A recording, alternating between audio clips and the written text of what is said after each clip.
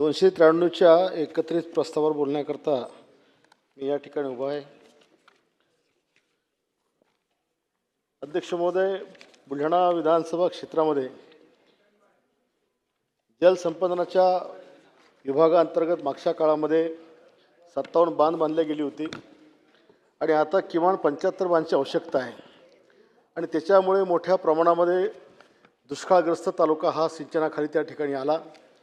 आताही नव्यानं एक सहस्त्रमुळी डॅम, उबाळखेड डॅम, त्यानंतर किनोळ्याचा स्टोरेज डॅम, असे एक 7-8 डॅम त्या ठिकाणी उभारण्याचा मागणी त्या ठिकाणी मी केलेली आहे.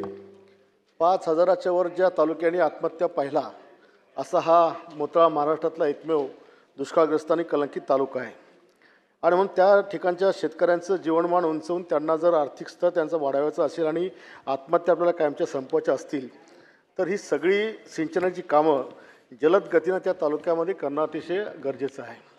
त्याचप्रमाणे गिरडा स्टोरेज डॅम आणि डोंगरखंडात धरण याचीसुद्धा नव्याने निर्मिती करणं अतिशय त्या ठिकाणी अध्यक्ष महोदय गरजेचं आहे. कायदा आणि सुव्यवस्थेच्या बाबतीमध्ये अध्यक्ष महोदय मला सांगायचं आहे की संपूर्ण जिल्ह्यामध्ये चरस, गांजा, अफीम, बटन नावाचं कॅप्सूल, बॉन्ड हा एकत्रित नशा करून अल्पवयीन मुलं इतका क्राईम त्या ठिकाणी करता आणि पोलिसांना त्याच्यावर कारवाई देखील करता येत नाही आणि म्हणून हे क्राईम करताना ते बेभान होतात, त्यांना कळत नाही आपण काय करतो काय नाही आणि त्याच्यामुळे चांगल्या लोकांना देखील ते लुटतात. म्हणून अशा क्रिमिनल मुलांचं वय कायदेशीरदृष्ट्या कमी करता येऊ शकते का, ही देखील माझी शासनास त्या ठिकाणी अध्यक्ष महोदय विनंती आहे. मुलींच्या संदर्भामध्ये सुद्धा 17 वर्ष 11 महिने 29 दिवस झाले की 18व्या वर्षी मुली आपलं परिवार सोडून आपल्या प्रेयसीसोबत प्रियकरासोबत पळून जातात अध्यक्ष महोदय आणि आयुष्यभर त्या परिवाराला हा मनस्ताप त्या ठिकाणी सहन करावा लागतो. या म्हणजे 12वीतली विद्यार्थी 12 आणि 6 18 वर्षाच्या मुली असतात आणि यांना पाहिजे तशी समज त्याच्यामध्ये नसते, त्यांना ज्ञान त्या ठिकाणी नसतं आणि सहज त्या अशा प्रकारे कुठली तरी सिरियल पाहून किंवा सिनेमा बघून हा निर्णय त्या ठिकाणी घेतात आणि त्याच्यामुळे त्यांचं देखील पुढचं शैक्षणिक आयुष्य हे खराब होऊन जातं, पुढे त्या शिकू शकत नाही आणि लग्नाच्या बिडीमध्ये ते अडकून जातात. आणि म्हणून ह्या संदर्भामध्ये सखोल एक अभ्यास समिती नेमून या अशा मुलींचं लग्नाचं वय किंवा मुलींचं लग्नाचं वय 21पर्यंत करता येऊ शकते का, जेणेकरून किमान निर्णय घेताना तिची निर्णय घेण्याची क्षमता ही परिपक्वतेप्रमाणे ही त्या ठिकाणी पूर्ण राहील आणि ती निर्णय तसा त्या ठिकाणी घेऊ शकेल.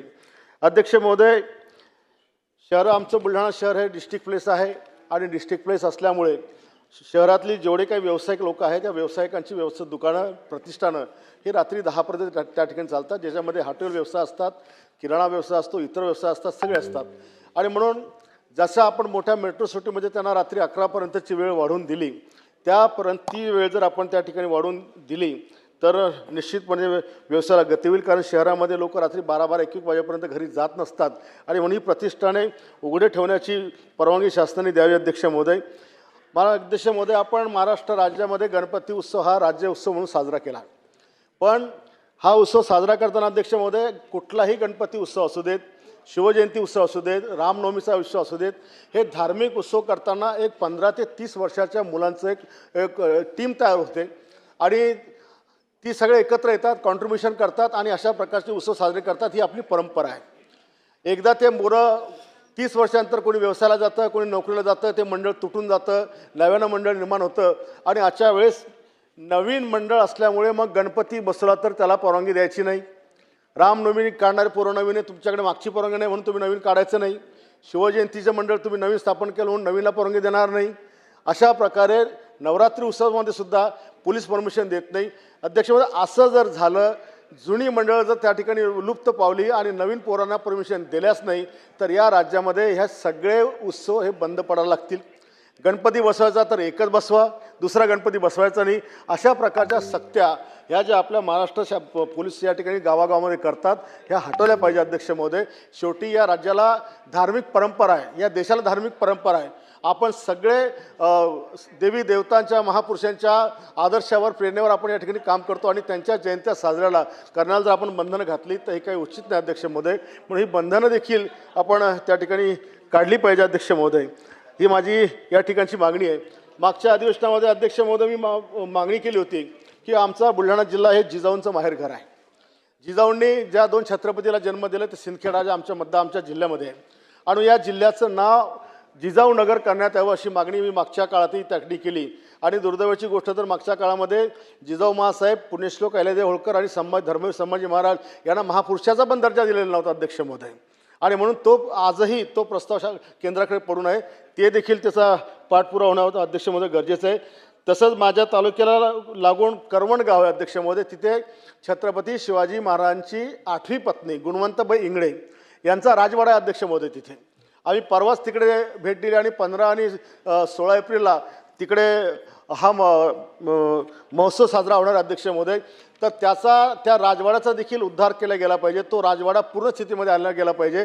आणि ते जे करवण गाव आहे जे या ठिकाणी आजही म्हणजे गुणवंतबाई इंगळेचा तिथे सहवास असला, शिवाजी महाराज तिकडे मुक्कामी होते, पण त्या वास्तूचा विकास झाला नाही आहे. तो विकास देखील करणं अध्यक्ष महोदय अतिशय गरजेचं आहे. आरोग्य विभागाच्या बाबतीमध्ये पण मी सांगेन अध्यक्ष महोदय की आमच्या इथे MRI 5 टेस्ला मशीन ही 6 महिन्यापूर्वी बसवली, पण त्या 5 टेस्ला मशीनच्या टेक्निकल काही गोष्टीमुळे अजूनही ती चालू केलेली नाही आहे, तर ती देखील चालू करण्यात यावी.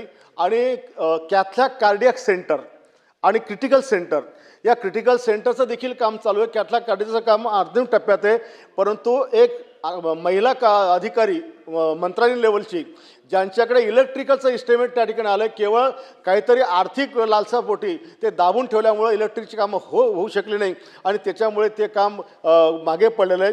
तर ते देखील अध्यक्ष महोदय माझी आपल्यामार्फत मंत्री महोदयांना विनंती आहे की ते देखील काम त्यांनी ताबडतोबीनं करावं. आणि पहिल्या सुरुवातीला अध्यक्ष महोदय की पोलीस रात्री गस्त घालायचे. आज आमच्याकडे शेतकऱ्यांचं पशुधन सर्रास नेलं जातं आणि अध्यक्ष महोदय बाजार कापलं जातं, त्यांच्या मोटार चोरीने केल्या जातात, भंगारमध्ये विकल्या जातात आणि त्याच्यामुळे शेतकरी त्रस्त झाले अध्यक्ष महोदय. गाड्याच्या गाड्या येतात आणि हे सगळे पशुधन घेऊन जातात. सुरुवातीला कुठल्याही शहरामध्ये आले तर पोलिसांचा बंदोबस्त असायचा, चेक नाका असायचा. आता तुम्ही कुठेही रात्री गाडी घेऊन जा, तुम्हाला कुठेच पोलीस दिसत नाही, चेक नाका दिसत नाही आणि त्याच्यामुळे या चोरट्यांना हे सगळं मोकळं रान त्या ठिकाणी झालं आहे. ते सगळं ती बंधनं घातली गेली पाहिजे. आणि खास करून हे जे काही तरुण पोरं हे या सगळ्या अंमली पदार्थाच्यामुळे बर्बाद होऊन राहिले, याच्यावर काहीतरी ठोस उपाययोजना सरकारने करावी, जेणेकरून येणाऱ्या काळामध्ये या मुलांचं आयुष्य बर्बाद होणार नाही अध्यक्ष महोदय. अशी मी मागणी आजच्या निमित्ताने या ठिकाणी करतो आणि आपण संधी दिली त्याबद्दल धन्यवाद म्हणतो.